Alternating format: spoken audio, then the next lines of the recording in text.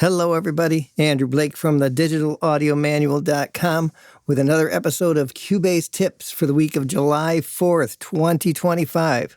Let's start off today talking about this pattern editor from Cubase 14. There's a lot of interesting behaviors that when you first start working with it may not be so apparent, but some of the real great sounding options begin once you start to understand some of these things. In front of me, I have a pattern that I took out from the template under the production tab for trap. If you open that up, you'll have this pattern. It sounds something like this.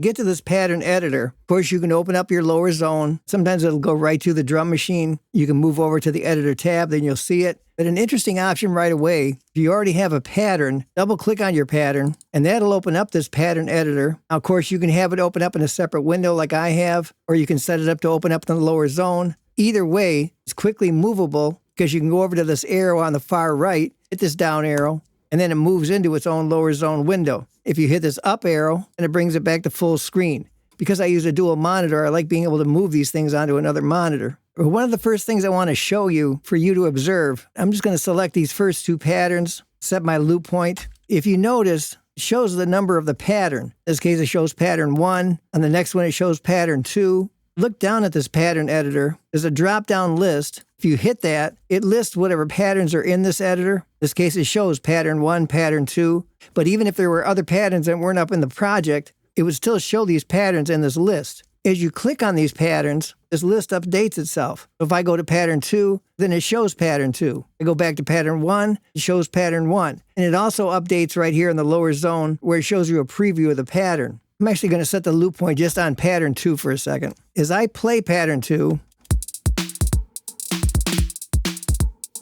see the cursor moving through this actual area of the pattern itself. What you're going to notice if you look closely is at the time it takes for it to play this pattern, if you look down at the pattern, it actually goes through this 2 times. I'm going to start it from the beginning. It's going to play through it 1 time and then twice. So why is it doing that when we can see that the pattern itself is covering these 2 bars? Why is this pattern editor playing 2 times when it only shows 1 pattern? If you go to any pattern, let's go to this pattern 1 right here. Unlike most clips and other patterns in Cubase that tend to have borders clearly define where that clip is, these borders are only showing what you've decided in terms of how long you want this clip to be or pattern. Let me remove these other ones so it's easier to see. We're looking at this pattern 1, and if I go to the typical place where you would extend it, and I start to move this backwards or forwards, what I find is that there is no end or actual starting point for this little pattern. However long this is, in this case it's only 16 steps, it will continue to play those 16 steps as long as I drag this out. And it never really shows you where those 16 steps begin or end. It just allows you to create this clip, whether it's small or larger. And at first you may think that that's kind of a hindrance, but in actuality, this is the beginning of seeing how you can change some things a little different from how it's conventionally set up to do. What I mean by that is when you begin working in the pattern editor, you can set whatever steps you want. So if you want this to be 16 steps, you can set that. You can spin this up to 128 steps, create these really long patterns. And initially, that's what I tried to do because I'd want the pattern to repeat. Then I'd want some variation at some point. When you begin to understand the concept that whatever you create down here can be extended basically infinitely, left, right, however you want to go with it, you begin to understand that you can work really in smaller little increments of the patterns themselves and do a lot of your editing more in the project window itself. I'm going to show you some things in a minute how we can take little segments of these patterns and create variations that are way easier than trying to develop some kind of length down here and then create your variations that way.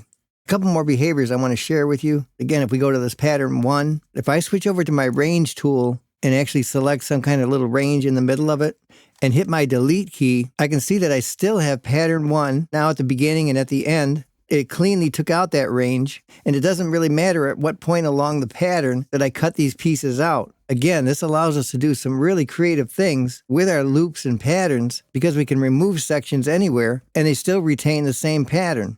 Now here's where it becomes really interesting in how we can edit the patterns, different from how we would do if we just tried to make different patterns in the editor itself. I'm going to go back and choose pattern 1. Then I'm going to go over to the option that allows me to duplicate the pattern. I'm going to make 3 or 4 of those duplications. So again, if I hit the list, I can see all those patterns are now listed that way. And so starting with pattern 3, I'm going to open up the option for lanes on this track, and I'll drag this pattern up to the lane. Then I'm going to switch to pattern 4, and I'll drag that up to a lane. I'm going to switch to pattern 5, drag that up to the lane, and I'll add this last one, a pattern 6, and drag that up to the lane. Once you drag them up, you can change their order any way you want, and we'll just work on one bar here.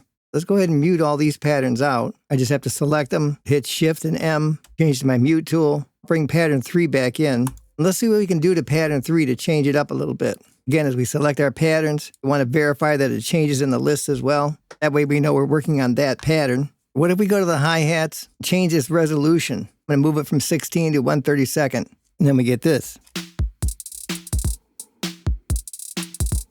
Go ahead and fill out the rest of these. I'm going to mute that pattern, switch to pattern 4. Let's look at the snare. Let's switch that to a 32nd. It's going to fill all those in. I'll show you what I'll do with that in a minute. Let's unmute 4 and switch to pattern 5. Let's just add some different kicks in here. Add a few extra snares as well.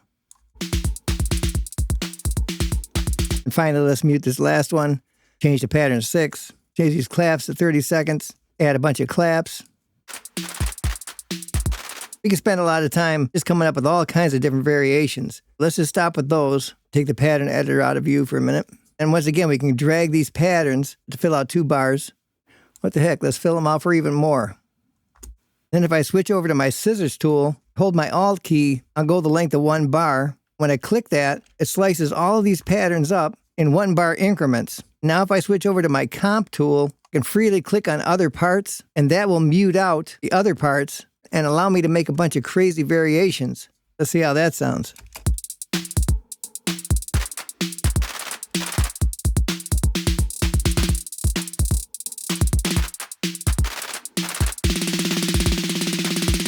Try to take one pattern, make those kind of variations in time in the middle of the pattern. You really couldn't do it. But by taking your patterns, bringing them up into the project window, let me show you one more fun thing you can do besides just changing the patterns. When I created this crazy one, let's go back over to the drum machine. We can locate the snare right here. I could even mute it and solo it to make sure.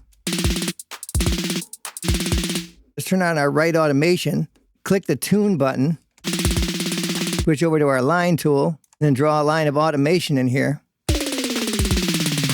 Let's listen to our simple pattern now.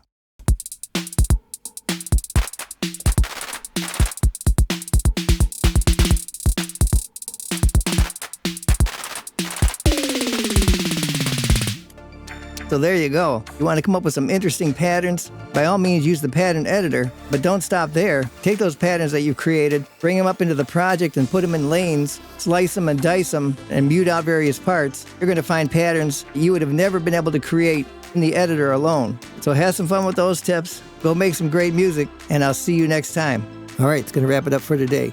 As always, if you haven't already, click the link in the description of this video to learn how you can get access to the all-new Digital Audio Manual Preferred. It's the clear, step-by-step solution showing you not only the tips, but all the secret and typically never talked about features that'll take you to a higher level of using your software. If you've been searching for an all-in-one solution to take you from start to finish and learning Cubase and Wavelab and other music software, this is exactly what you've been looking for. So click on the link in the description and come and be part of the clear path to a better learning experience. So today we took a look at the pattern editor, learned how we can take our patterns to a whole new level, learned how we could drag the clips or patterns, make them different lengths. We took the range tool out and cut up the patterns. Then we made some copies with variations, and we saw how we could stack those patterns on the drum track lanes to create something that would be very difficult, if even possible, to create in the pattern editor alone. Again, allowing us to come up with some interesting sounds and make full use of all the features that are there. And we'll continue to explore all our different creative options and the tools that we have available to us. As always, it's great to have you guys here, and I'll see you on the next video.